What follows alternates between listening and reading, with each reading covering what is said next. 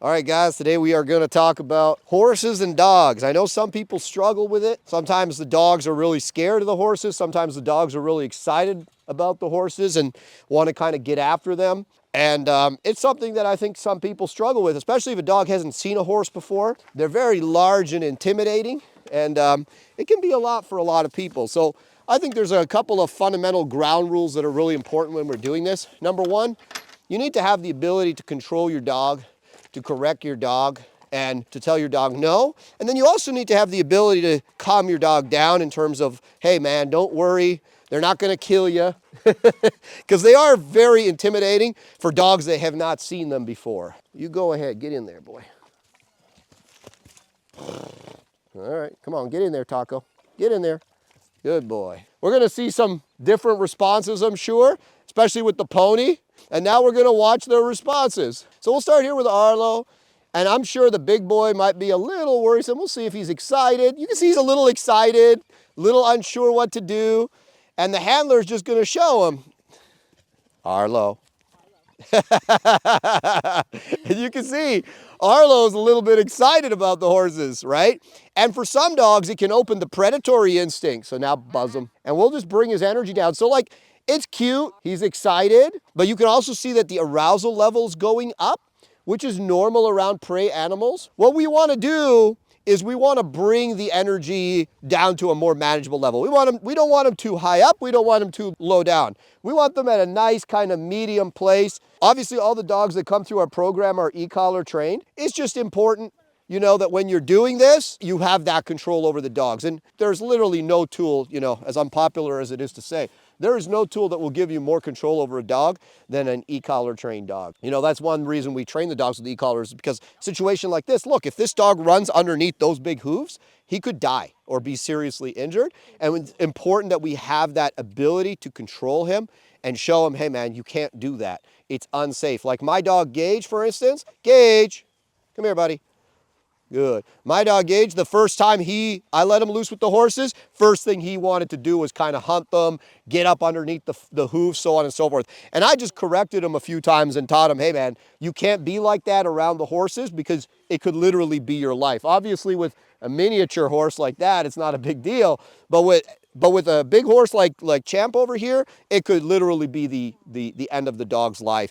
And of course, we don't want the horses getting hurt. You hear of horses getting injured by dogs all the time, getting bitten the legs, bitten, you know, tendons and the stomach and so on and so forth. And, you know, listen, somebody's on a horse and you're walking by on the trail, you need to have that ability to control your dog and say, hey man, I know this is sketching you out, but you cannot do this. Or I know this is really exciting because it's a prey animal, but you can't do this. And then of course the dog trusting you, right? All right, let's see how the horse reacts to the horse. All right, so two horses meeting here. We've got a dog horse. Yeah. And you can see we're using the e-collar here. We're not allowing him to just go right up right away. I want to see that he's calm first, then maybe we might allow a small interaction. We know that Dutton isn't going to just attack. If anything, Dutton just gets sketched out. He's just going to whoa, whoa, whoa and back away, which is fine. So we just want to see that Dutton doesn't, you know, lose his mind completely. You can let him meet the horse. I don't care. I don't think he's going to kill it. And Dutton's doing the right thing. You see he's staying with the handler, and that's because the handler reminded him, hey man, stay with me. Don't just F off and do whatever it is that you want to do. You got to stay with me and control yourself. And that's a big thing, right? We don't want the dog just kind of going over and figuring it out, because a lot of the times the problem with doing that is they're not going to make good decisions when it comes to the horses, right? And again, the consequences could be he's hurt. So you see he stays with the handler. And for a dog that's a little bit insecure, a lot insecure, like Dutton, staying with the handler is always a good choice. He's not staying with the handler because the handler's holding him. He's staying with the handler because the handler said, you must not go. And then Dutton's like, well, if I can't go, then I guess I'll stay. And then when the handler says, okay, Dutton, I think he's a little bit calm, he's a little relaxed, a little bit like in a better state of mind, maybe I will let him go and I'll supervise that interaction and see how it goes. So we can do that. But the big thing here, so like look at Dutton, you see how he's leaning on the handler, right? Security, daddy's here, I'm with my daddy, right? That I just met like 3 weeks ago or 4 weeks ago. If I bring the horse to him now, that's a little bit like threatening. for Dutton, right? It's more like, oh, he's coming to me. Versus if we just walk, come on, Calvin, let's walk. There you go. And now you can let him come up. I don't care. He can come up to the horse. There you go. And we're just going to let him be around, right? There you go. Call him over now.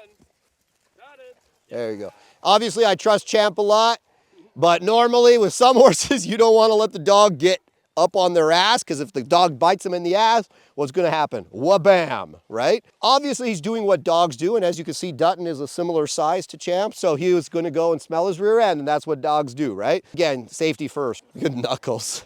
Knuckles is funny. Look at him. He's like, oh, no.